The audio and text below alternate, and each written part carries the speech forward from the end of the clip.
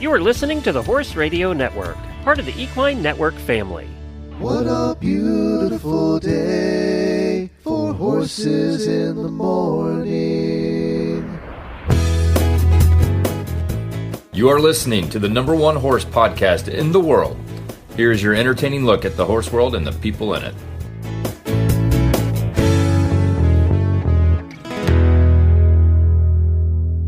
I am Coach Jen from Ocala, Florida.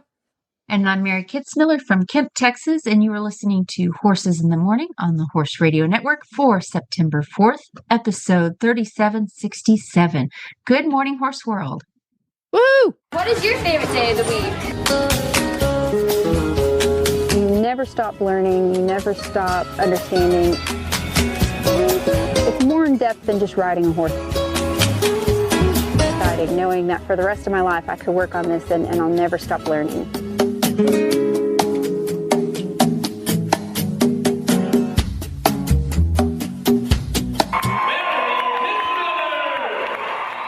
And welcome back, everybody. Mary is here the second Thursday of every month, and we sit down and chit-chat about all things horse training, or maybe just training in general. Coming up on today's show, we're going to answer listener questions as usual on a variety of topics. And I also had a sit down with the folks from Kent Feeds, and we talk a little bit about feeding up young competition horses specifically. So that should be an interesting little chat to hear. Welcome back, Mary. How you been? Not too bad. Not too bad. It's been, I can't believe it's already been a month. It goes by with alarming speed, doesn't it? Yes. Yes.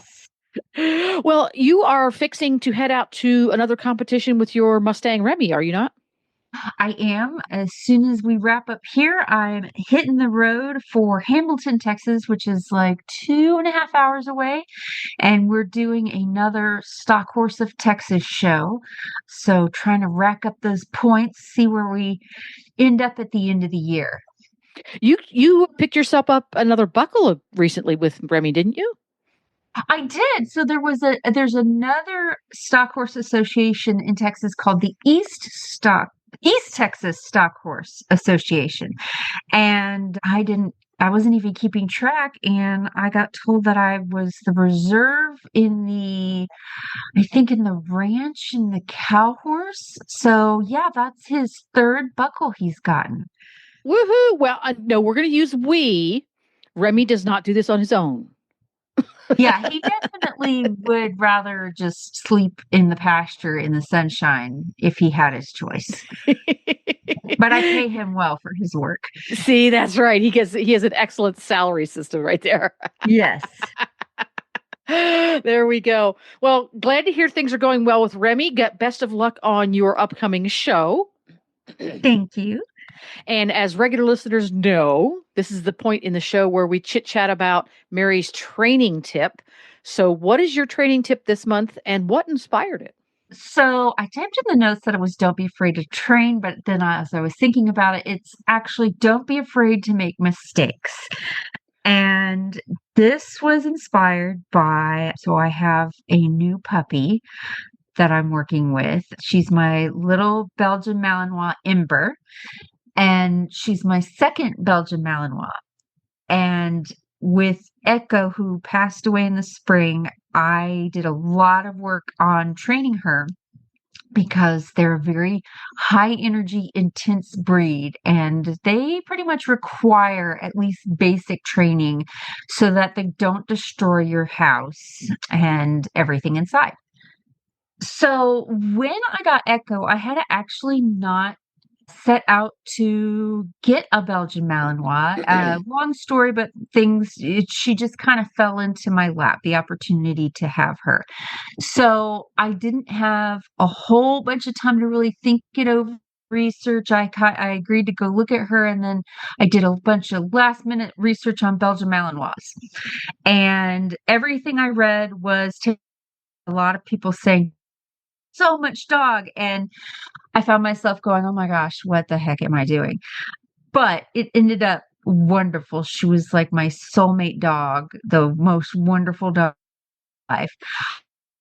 because I had that initial, oh my gosh, what am I doing? I was really on top of her training. I took her to classes to do obedience training, and I invested in a couple of online programs to do training, and trained up pretty dang well, I must say, for someone who is not an expert dog trainer. But when I got this new puppy, I found out very quickly, because this is my second time to like really hardcore focus on that foundation training. I found out I didn't remember half the stuff I did with Echo. I was like, wait, how did I train her to do this again? And it's funny, and I'm sure horses are the same way. If you're not in practice all the time, Well, that makes sense. You're right. Yeah. you kind of forget.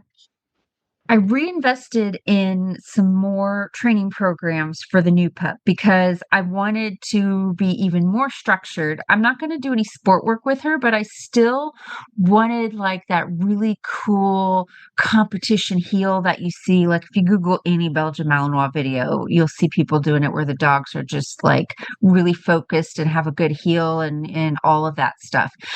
So these are some new programs, new territory that I'm delving into, and I'm trying to diligently watch them and learn at the same time as training the new puppy. And I found myself being overly cautious because I would watch the video and I'd get the puppy out, and then I'd realize that I'd forgotten everything in the video. And I'd be like, oh, I can't do this today because I need to watch the video again. Or anytime things wouldn't go exactly according to plan, I would just feel like paralyzed, like, oh no, I didn't do this right. I better stop doing it. Or, oh man, I know I'm supposed to only give the cue once, and here I've said it 3 times, and I'm going to wreck her, and da da da da da da.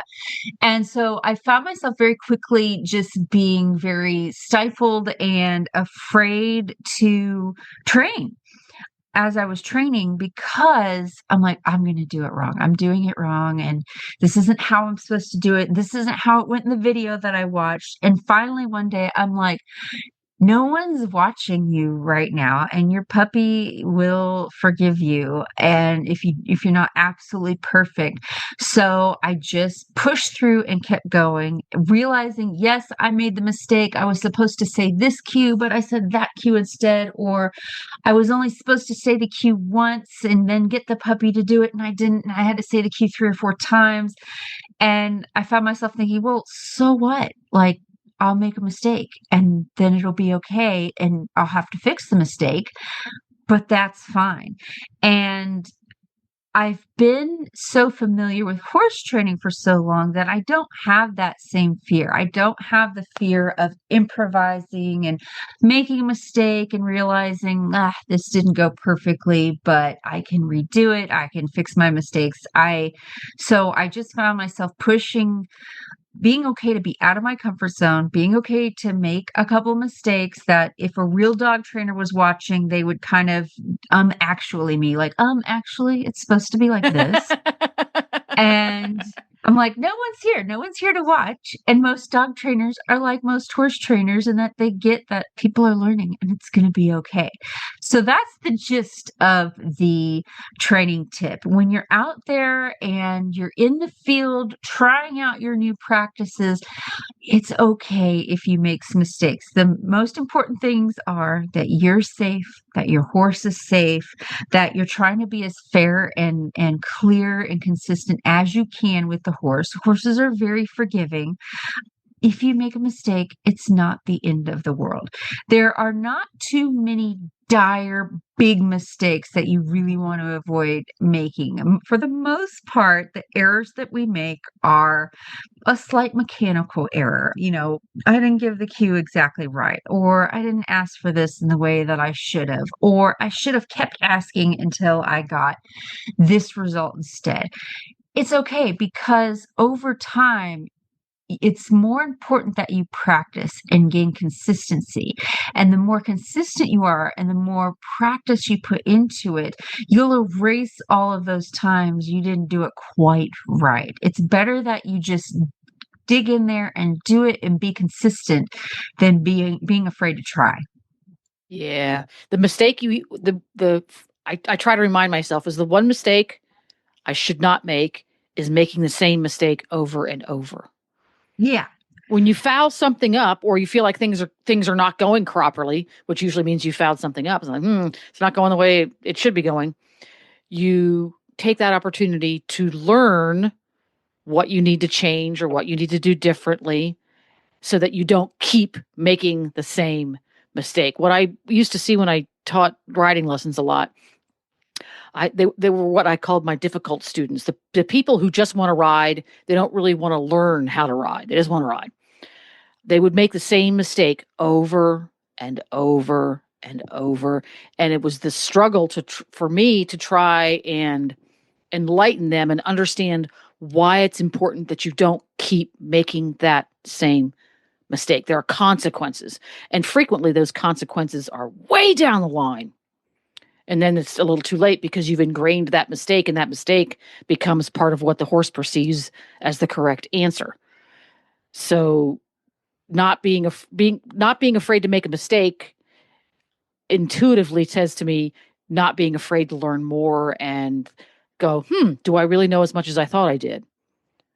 Yes, I'm living a little bit of that right now, which is why it's at the 4. Oh yeah, yeah, and I've been there too.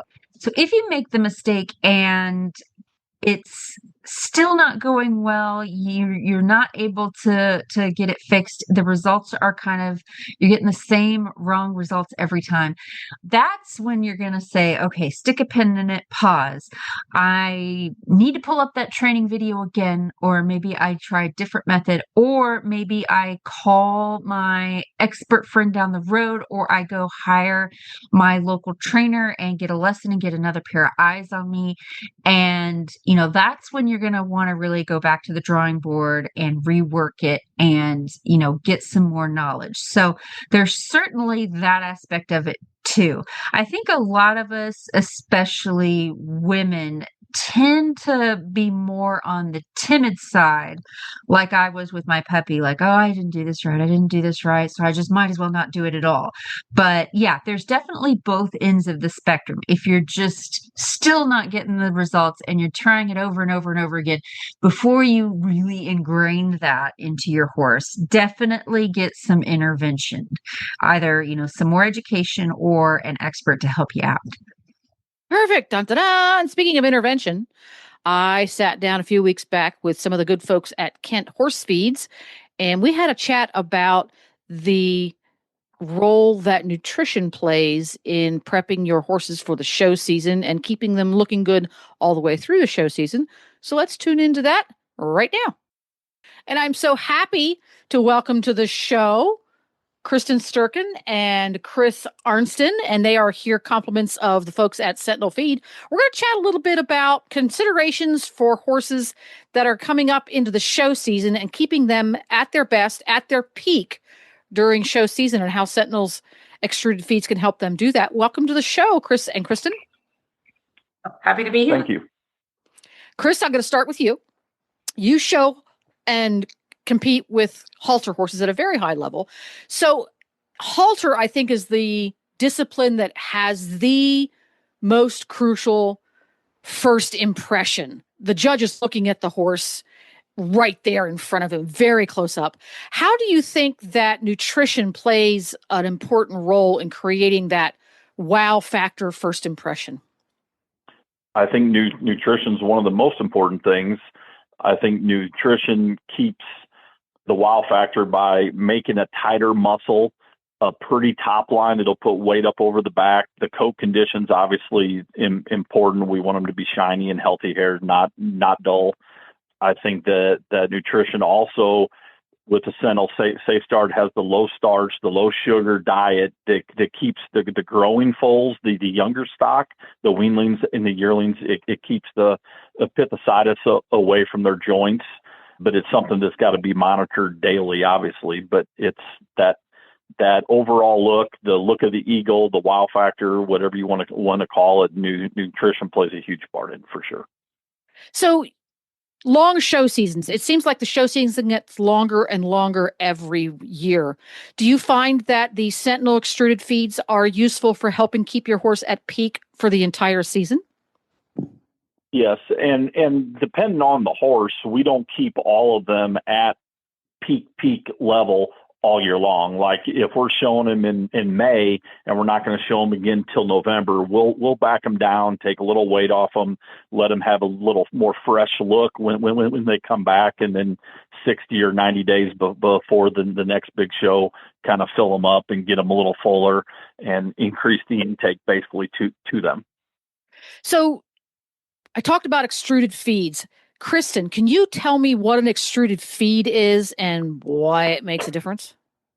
Sure. So extruded feed is a cooked feed. It's pressure cooked with high temperature, steam, moisture added. The pressure is key during that cooking process.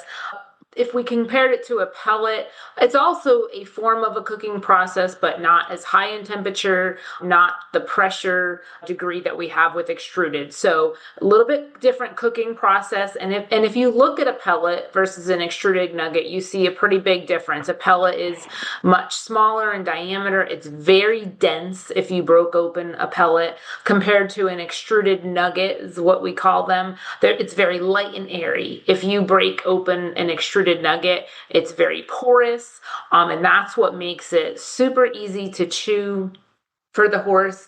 It also makes it very easy to break down for the horse. So as far as eating, they eat it a little bit slower, which is healthier. It breaks down easier, which helps decrease the risk of choke or other digestive upset.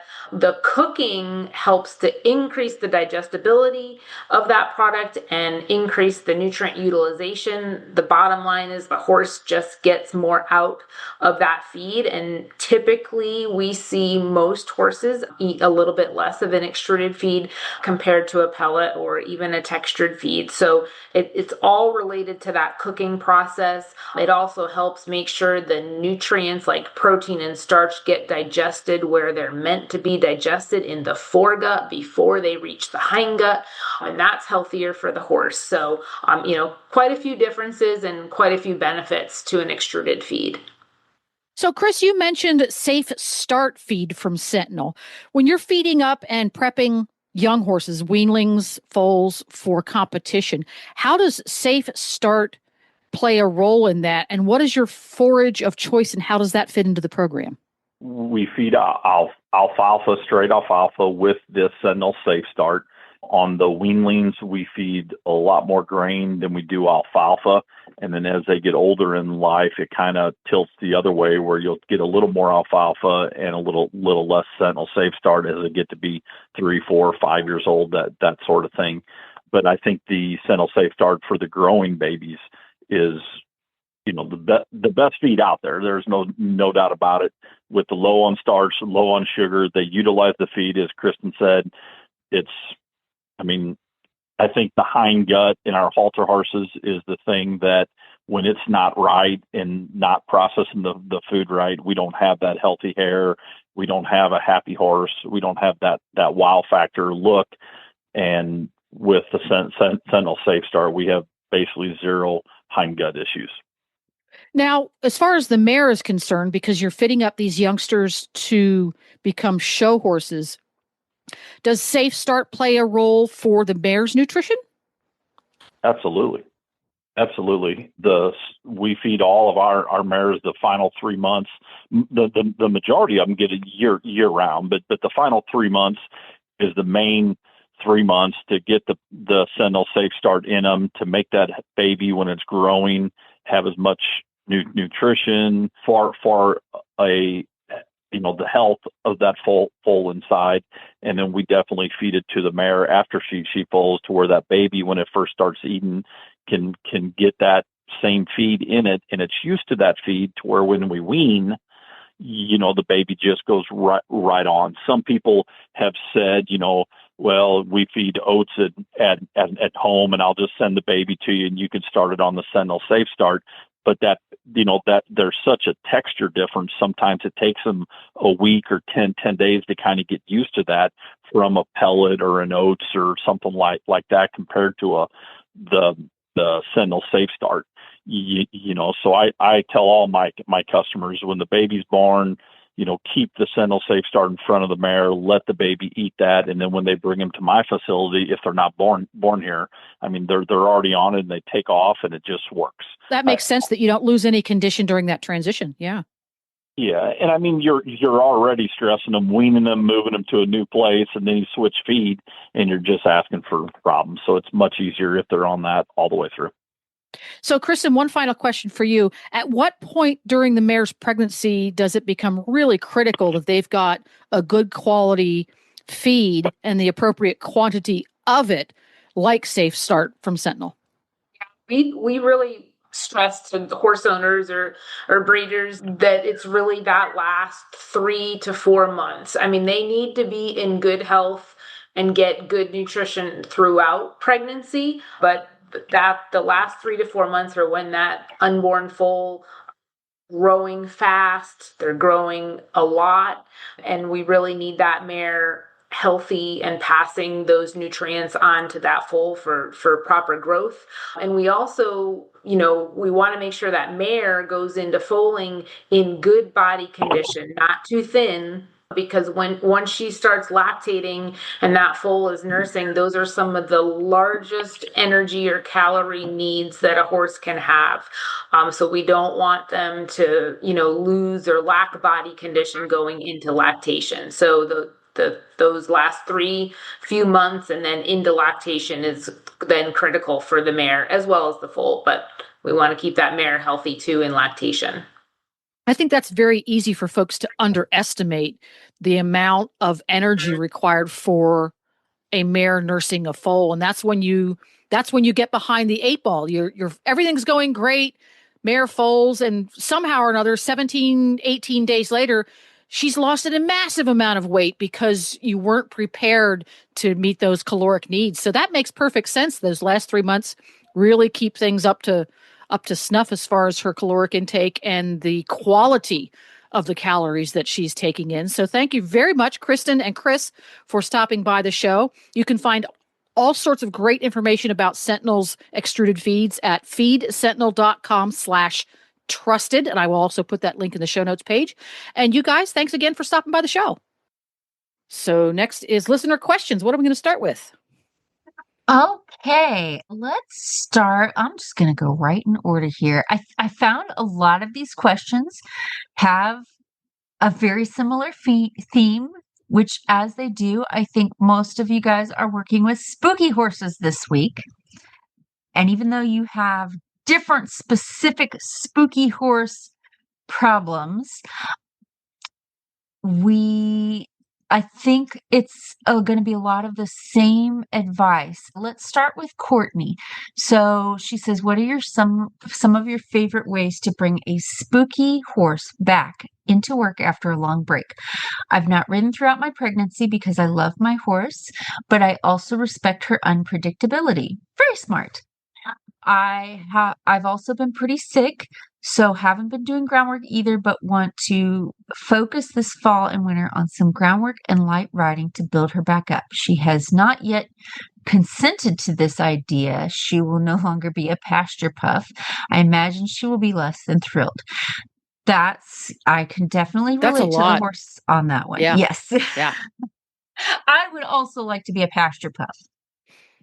So, yeah, very smart bringing her back into work slowly and doing the groundwork, and mention that this is a spooky, more reactive horse. So I think it's great that you're going into groundwork. If you don't already have a tried and true groundwork protocol, that's something I would look into first. Find a program that you really like, that you really trust. There's a lot of great ones out there. And, something that has a good foundation so that you have some idea of where you're going to start and how you're going to progress. All of that said, most groundwork programs really focus on two things, and that is getting the horse's feet to move in certain situations and teaching the horse to relax in certain situations. So you have sensitizing exercises where you're working on that body control. You have desensitizing exercises where you're getting the horse used to spooky things and things that are going to be in their life, and you want to teach them not to be so reactive.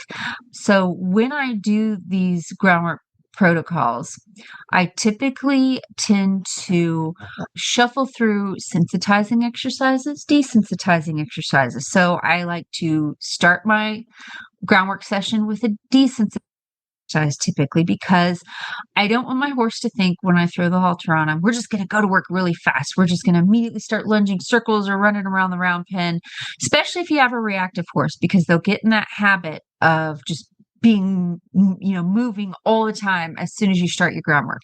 With a reactive horse, I want to start from a place of calm relaxation. So I like to do things like, if I've never thrown, I use a long lead rope, so I'll throw the lead rope all around that horse, or, I'll pet them all over. I'll do something maybe slightly unfamiliar, but not so unfamiliar that they're going to start out their lesson being terribly afraid. Once we've gotten that done and my horse is in a place of listening and relaxation, and they've learned a nice desensitizing lesson, then I sensitize my horse for a little bit. And I like to usually pick one body part to work on. So maybe today it'll be the hindquarters, and we're going to really work on loosening that hind end and getting that horse to step the hind end away off of minimal pressure. And I'll work on that exercise for a little bit until it's where I want it. And then instead of just moving for the rest of the lesson, I usually move a body part, get it pretty good, and then I go back to desensitizing. Again, we're dealing with a spooky horse here. So even though this works, this is how I do it for every horse. This is especially important for spooky horses because they tend to be more reactive and more sensitive and want to move more. So anytime I bring the energy up and I move that horse's body, I want to come back and bring it down again and say, okay, we just did that. Now let's stand still and let's just relax and let's enjoy this little break that we're having together. And I'll just do that, over and over and over again. I'll desensitize them for a little bit and then sensitize them for a little bit and then desensitize them for a little bit and then sensitize them for a little bit.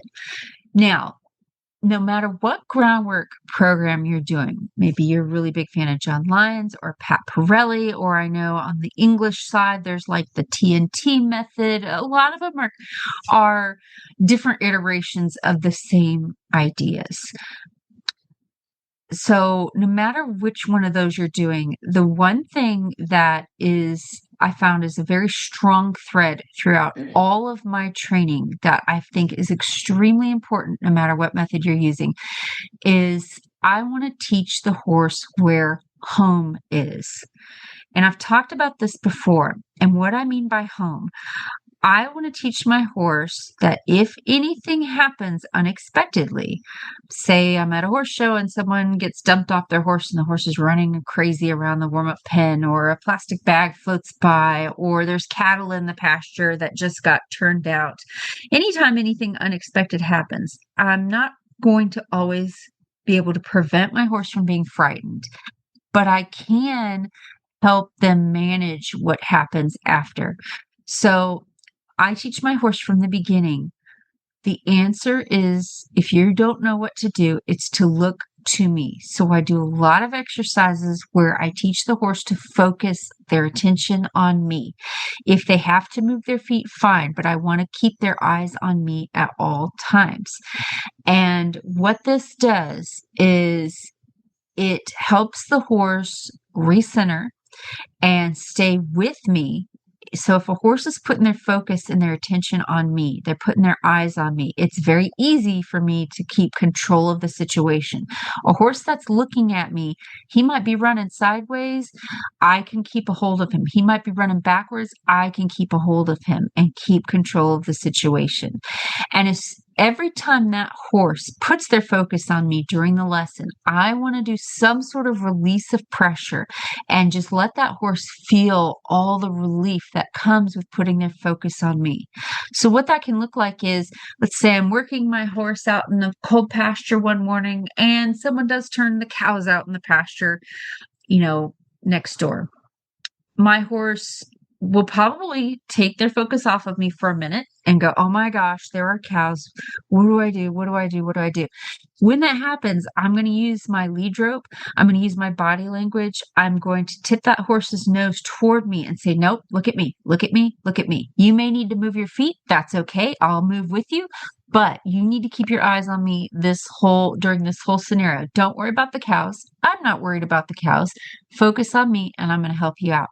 And every time they put their focus back on me, even for a second, I'm going to relax my body language. I'm going to loosen that lead rope and I'm going to take a deep breath and let them know, yes, this is where you need to be. And this is going to take a lot of practice. And you're going to have to probably repeat it many, many, many times. But what's going to happen over time, and I notice this the most strongly with the Mustangs I work with. In the beginning, anytime something scary happens, I'm really going to have to control that situation and get that horse to focus on me again, focus on me again, focus on me again. But after a while, the cool change that I start to see is something unexpected will happen. The horse will tense up and go, oh my gosh, something is scary. And then they'll look at me like, what do I do? If I can get that to start happening more and more without me having to manage it so much, then I have a horse that's learning there's a place that I can go to feel safe, and it's the person at the other end of the rope. When that happens, I'm able to prevent a lot of the scary things that can happen that get us in trouble. The running off, the spooking, the rearing, the bolting, all of that kind of stuff. Dun, da, da. Whole other discussion, maybe we'll do this next month, is transferring that skill set to the human being in the saddle. Let's do that next month. Because that right there is a whole discussion, That's right? a whole thing. Yeah. That's a whole thing. Cool. What a great question. Thank you, Courtney. Want to reach a passionate, engaged audience of horse lovers? The Horse Radio Network, with thousands of listeners worldwide, offers unique sponsorship opportunities to connect your brand with horse owners, riders, and enthusiasts. Over 90% of our listeners have bought a product from a HRN ad in the past year. Partner with HRN and take your brand to the next level. Visit www.horseradionetwork.com/advertise today. What have we got next? Yeah. Okay. So we have in the same thread, we're going to keep on the same theme. This one's from Lisa. She says, I have a 3-year-old off the track thoroughbred gelding, about 3 months off the track, currently worked 1 to 2 times a week, who's super quiet 90% of the time. However, he seems to have a fear of other horses jumping. He's not jumping yet himself. He's only 3. He will go from completely relaxed to extreme kite on a string, levitating off the ground with all fours, rearing, kicking out, and attempting to gallop off. These episodes last about 2 to 5 minutes, and then he goes back to work. So far, he's mostly showing this on the ground with only 1 minor episode under saddle. I even took him to a jumping clinic. We did trot poles and tiny cross rails, and he was absolutely fine there with no issues. It was also his first time in an indoor arena.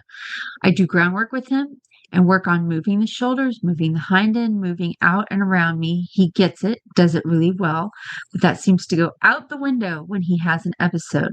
What other things would you suggest could be done? It's such an extreme spontaneous reaction. I'm not going to lie. I'm a little worried if he goes off under saddle like he does on the ground. He's very athletic and I might not stick it. Very valid concerns. And I noticed that, I don't know why, but I think maybe because of the athleticism, some of those high-powered English breeds tend to want to be a kite as their very first reaction to any minor inconvenience, which when you're on the ground watching that, yeah, I totally get it, where you're like, I'm not riding that. There's no way. Yeah, the kite things. Yeah. Yes. And warm bloods, especially. I think it's because they're so easily athletic that it's no big deal for them to like levitate off the ground 8 feet in the air. It takes no extra effort to get all 4 feet off the ground and do a 360. And that's easy. You are being too much. Knock it off. Whereas Remy, he has to be really scared if he's going to levitate. It's happened. But it has to be like a cannon going off because he's not going to spend those extra calories to do that. Yeah. So it sounds like you have a good start on getting the groundwork going and the, moving the feet and everything, but all flies out the window as soon as the situation gets a little heightened. What you call your fire drills, would that type of work be useful here where you almost set up a situation where you anticipate he might have one of these so that you can have more control over the situation? Would that be useful, or was that not a good idea? That would be incredibly useful. So when I'm working horses and we're in the quiet round pen and we're all by ourselves and there's likely not going to be anything too spooky, when I'm teaching new things, I do it very slow, very methodical. I give the horse time to think. I do lots of rewards often because the horse has no idea what we're doing and I need to teach them. So especially with Mustangs, my first lessons are very quiet and I keep the environment very controlled. I have an enclosed big square pen where, just not a lot of stuff is going to happen. So in those cases, I can keep everything very low energy, very quiet. We're teaching those foundation lessons. I do enough repetitions that the horse seems to understand what each lesson is I'm trying to teach them. However, I know at some point I'm going to have to take the horse out of the nice, safe, quiet pen, and they're going to have to face life. I've worked at facilities before where I had to take an unhaltered horse. I had to halter them for the first time in the round pen. And then I had to walk them across a busy parking lot to get them to their stall. So I know, going from this nice, safe place to this big, open, wide place where lots of stuff is going on, I know something's going to probably spook my horse from going from point A to point B. So before I put the horse in the scary position, I will do what I call fire drills. So I will do the same exercises I've been doing. Let's say I've been working on moving the shoulders and having the horse go around me and, doing like a little circle exercise. I'm probably going to do a couple of drills where I accidentally on purpose use too much pressure. And this is where I tend to look like a crazy person. This involves maybe when I send the horse out, I make a big scary noise with my mouth, or I jump up and down a little bit as I do it to where the horse is like, oh my gosh, what are you doing?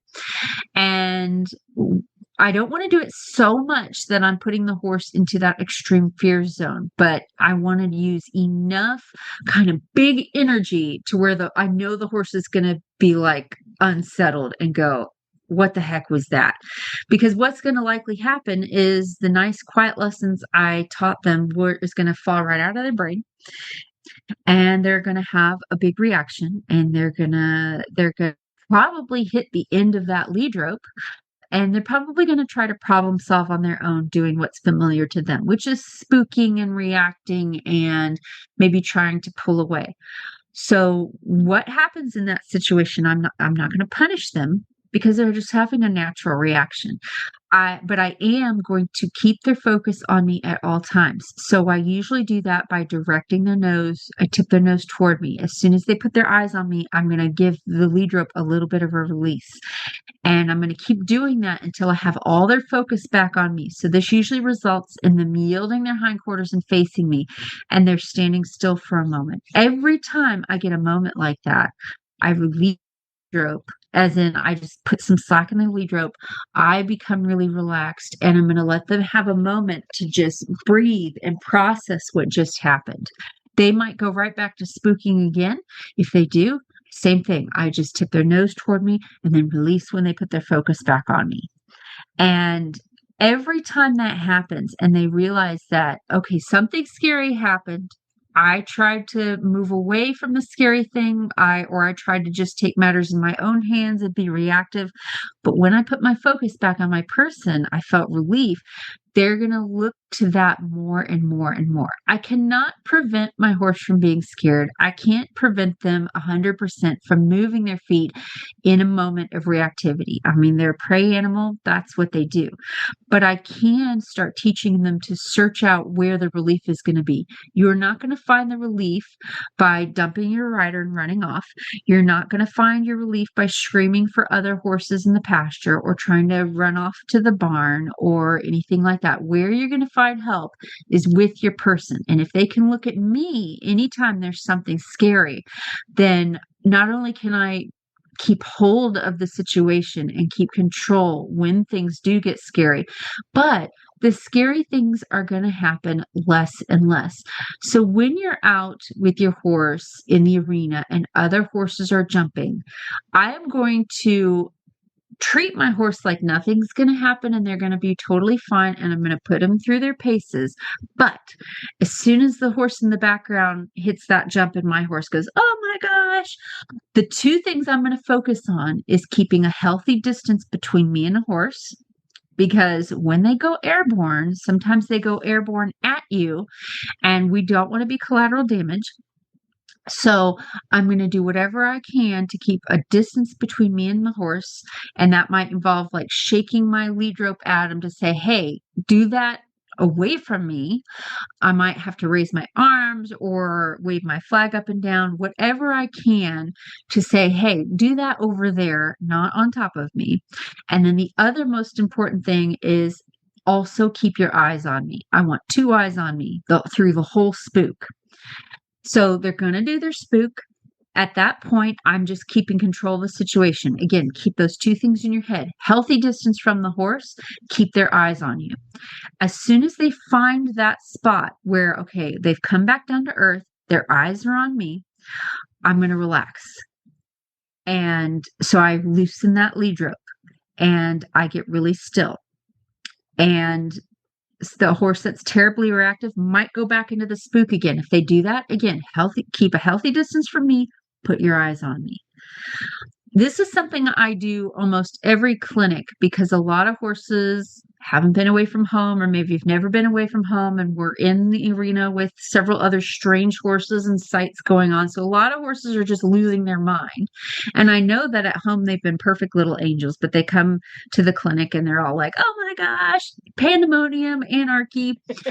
So a lot of times before I can even do the cool lessons that I'm wanting to do, I just take, and a long lead rope helps with this. I just take a hold of the horse and I say, hey, okay, I know that you know a lot of cool stuff at home, but right now we can't even get that done. We're just going to work on focus and keeping a safe distance from me.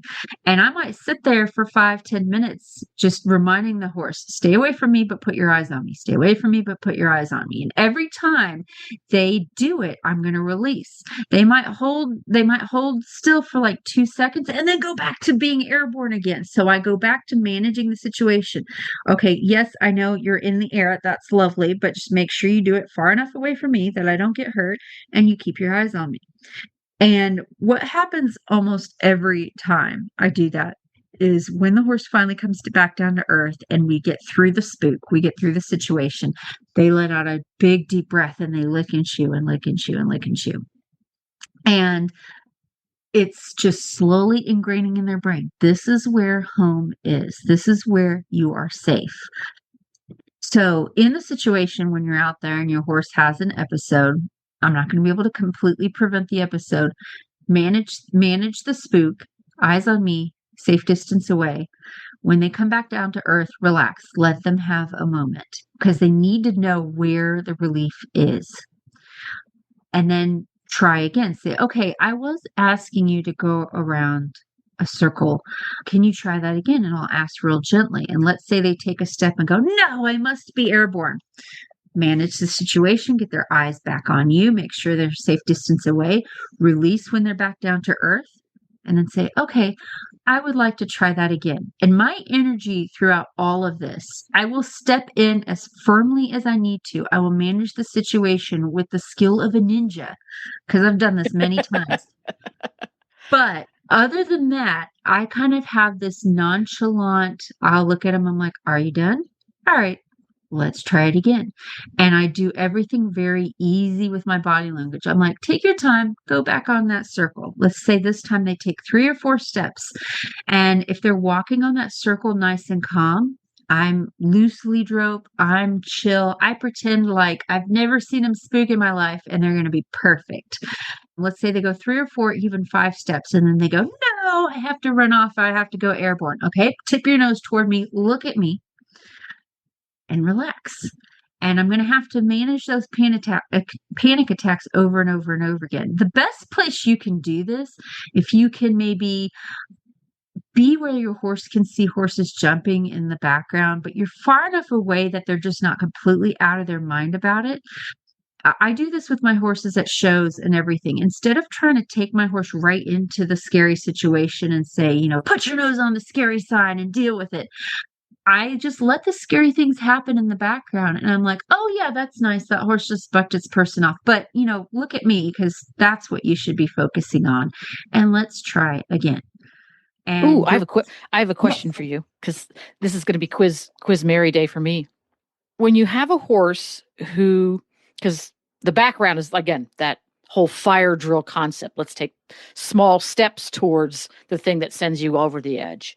When you have a horse that when they do spot something that they find alarming in capital letters, and their solution to the problem is get really, really, really close to it so they can see what it really is. For example, it's 15 acres away. They see 6 cows in a field. Those 6 cows have 100% of their attention. Where do you go with that? Because I've experienced that a number of times with James, who has had a very limited life experience now at 4 years of age. He went from living in a field with his family group to living alone with his little brother, and that was it, you know, and he had really no stimulation besides an empty field and his little brother. There was nothing there to scare them, so they got used to nothing. So how do you deal with that? I need to see what that is over there. It's not going to get less scary unless I go see it, when in fact, actually what happens is it gets more scary. But yet they want to go towards it, and even though it's more scary. I feel like it's like, this is contradictory. You're terrified of it, but you want to get closer. Yes. So, and that is the horse saying, I need to see whether I have to run. Yeah. And I need to make sure, because even though they have an abundance of energy, they still don't want to waste it. So, and I've seen this before. When I see this in nature without the rider, what ends up happening is, I saw this once with a group of horses, and a bobcat just in the middle of the day just came walking across the pasture. So all the horses' heads shot up, and they looked dead at this bobcat, and they're like, what the crap is that? And all of them immediately start walking toward the bobcat. And I'm like, wow, those are brave horses. But then the next thing that happens almost always is the horse marches toward the bobcat a couple of steps, and then they go, pandemonium, run, everybody run for your lives. So that can happen with you on the horse. So you're just describing my day. You've just described my day. Just insert cow for bobcat. Yes.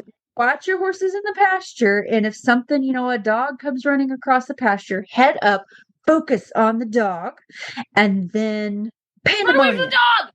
Yes. So imagine you're on them, and let's say there's a scare, and I see everyone makes this mistake at horse shows. It drives me crazy, especially with Mustangs. A lot of times these Mustangs haven't been off the ranch too much by the time we get to the competition, because we've only had a few months with them. And we go to the show, and there's sponsor signs on the arena, and everyone wants to beeline their horse at the sign and be, look at this sign. That's not going to make your horse chill, because it's going to be the same thing. They're going to look at the scary thing. They're going to look at the cow. They're going to look at the scary sign. They may be brave enough to walk toward it, but then they're going to snort and run off. Yep. And now you've gotten your horse to have a big reaction in an arena that he's going to remember in the next few minutes when you have to show in that same arena. So what I do not demand that my horse ignores the scary thing. So let's say I'm riding in the pasture and across the fence, there's cattle. And my horse is like, oh my gosh, cows. I have to look at them. I don't completely try to rip his attention away from the cattle, but I do the opposite of what most people do. I say, oh yeah, cows, that's nice. But I was asked to do this lateral maneuver. Let's keep doing that. And maybe I have to take my horse away from the cows enough that he can get to listening to me again. It's more important that my horse listens to me instead of going and saying hi to the cows. There will come a time when I do want to say hi to the cows, but not when my horse feels tense and alert and I feel that his attention has gone off of me and it is 100% on cows. Because what's going through that horse's mind right now is not, what does my rider think about this? The horse is thinking in that moment, should I run for my life? Let me go investigate so I can decide if I'm going to freak out or not. Yep. I'm taking that off the horse's plate and I'm saying, hey, the person on you, I'm not looking at those cows. Why would you look at those cows? So I usually do something lateral if I feel the horse is getting a little too up. So I'm like, hey, why don't we work on like a figure 8 at a trot for a second? Let's really get that beautiful inside bend. And let's go on a circle to the right and a circle to the left.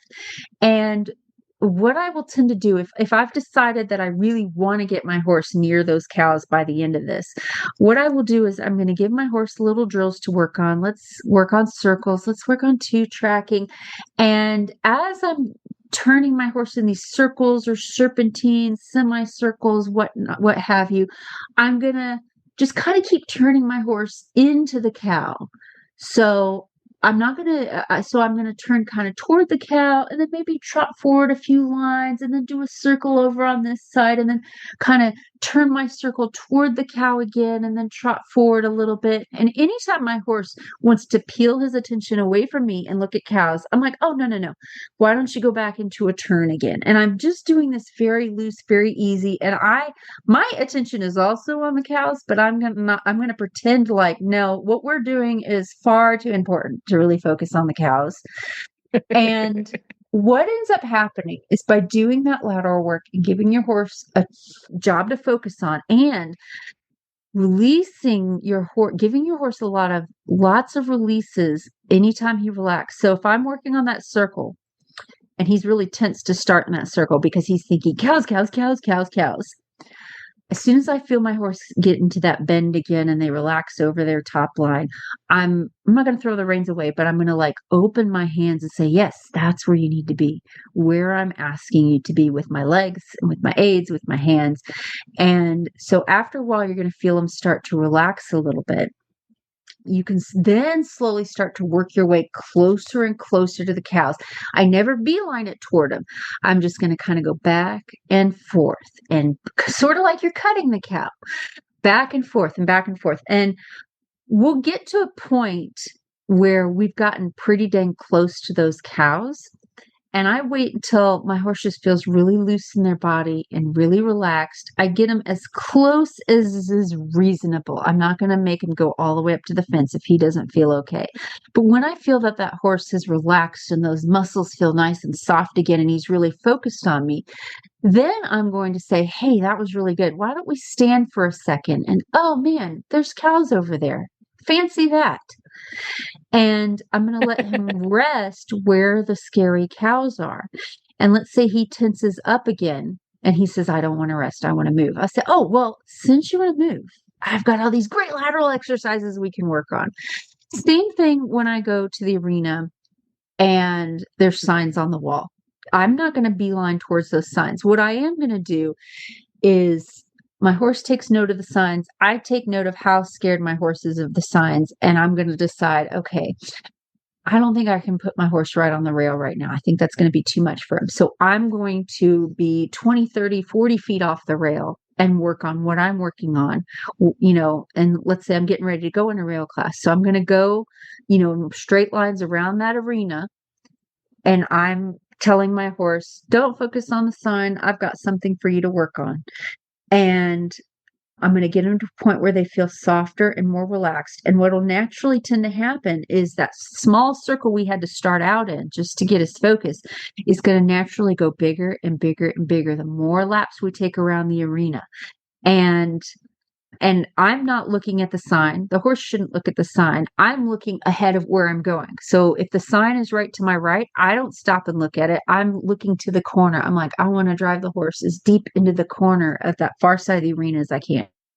As the horse relaxes, that circle's going to naturally get bigger and bigger and bigger until we're traveling on the rail again. Once we make our way back to the rail, if it's safe to do so in the warm-up pen, I'm going to stop my horse on that rail and I'm going to say, oh, this is the perfect place to take a little break. So that the more times I enter that warm-up pen, the horse is going to be like, I really like being on that rail. That's where we get a lot of breaks. Yeah. So I think what I need to do, this has been very helpful. I need to take a 30,000 foot view. And I need to think, because these things are happening as I'm hacking about the neighborhood. We've gotten pretty comfortable here at the farm. So I need to think of when I'm hacking about the neighborhood, and it's this big, wide, it's 4 lanes wide total, but it's just a dirt road. It's just giant. I need to think of that as a long, skinny arena. Yes. So if he saw 4 cows in 2 arenas over that he just was terrified of, if I was in an arena, how would I deal with that? Because I got this trail ride mentality that, no, we're walking down the road or we're walking down a trail. No, there's plenty of room there. I can school. So as I'm going down my little dirt road here, and I know that those cows are 4 houses down, I need to start, okay, we're going to head out down the road, but we're not going to just walk down the road. We're going to do 4 circles, 3 serpentines, and 2 shoulder ins every 100 yards, just as if I was in an arena situation. I need to reconfigure, my point of view and where I'm at. And that's really going to be helpful. So helpful, Mary. Light bulb moment. Yay. One thing I'd like to add in is it's absolutely okay to let your horse investigate things and to look at things and, but I never do that when the horse is in a state of fear, because nothing's good is going to come out of that. I'm going to get their attention back on me, just like we did on the ground. And then when I feel that horse relaxed, I'll say, hey, do you want to go look at those cows now? And oftentimes that horse is going to go, oh, yeah, okay, let's go check out the cows now that I'm feeling better. And you won't have the big scary reaction. The other thing that's really important is we tend to follow our horse's lead on spooky situations, and it needs to be the other way around. We're the leader. So if my horse is spooking at the cows, I am not also going to put 100% of my attention on the cows. I'm looking ahead. What was I asking the horse to do when we spooked, or when he wanted to spook? I was telling him, go for it, because the horse is looking for help. And if we put all our attention on the cows, that is us telling the horse, I am also very concerned about those cows. So the horse is going to say, oh man, they must be very concerning. I think we should probably spook. But if the horse looks at me and I'm like, oh yeah, cows, whatever, let's keep going, they're going to go, okay, my herd leader is like pretty chill about this, so I think we'll be okay. Notice those subtle cues of him becoming slightly more tense when he gets to that area versus the object itself, so that I can ride the horse, not the object he might be spooking at. Again, more light bulb stuff, Mary. Yeah, and it's a lot of fake it till you make it. Like I'm a big bundle of anxiety and nerves all the time. But when I'm working with my horses, I'm like, I'm cool. It's cool. Why are you being crazy? I don't understand. And kind of, the analogy I would give is if I was babysitting a small child and we're home alone and the electricity goes out or something scary happens or it's storming out and that kid gets really scared. So I'm going to put on the brave face and be like, it's all right. We'll find a flashlight. It's all good. No problem. Even if on the inside, I'm just a little bit terrified. Yeah, there we go. Well, we have time for one more question right after we hear from our sponsor, Chewy. From early morning feedings to late night barn checks, horse care follows a rhythm, and Chewy helps you keep in step. Whether it's grooming for that shine, gear to protect every ride, or supplements to power their stride, Chewy delivers what you need when you need it.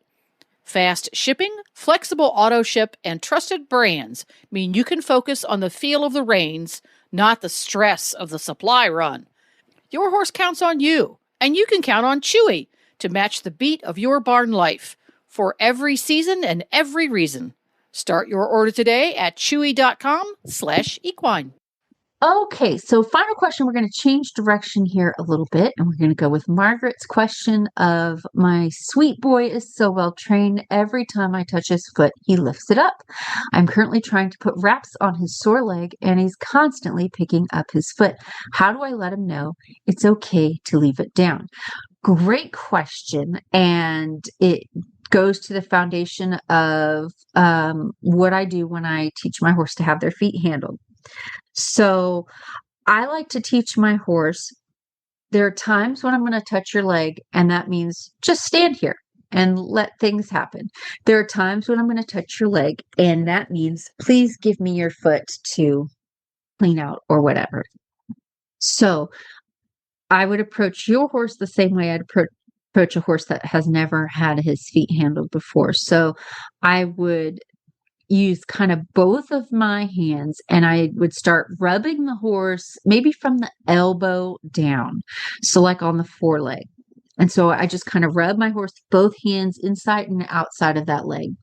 If my horse wants to move at that point, I just try to stay with him. I may have to just go back to one hand rubbing on the horse so the other hand can control the movement of the horse.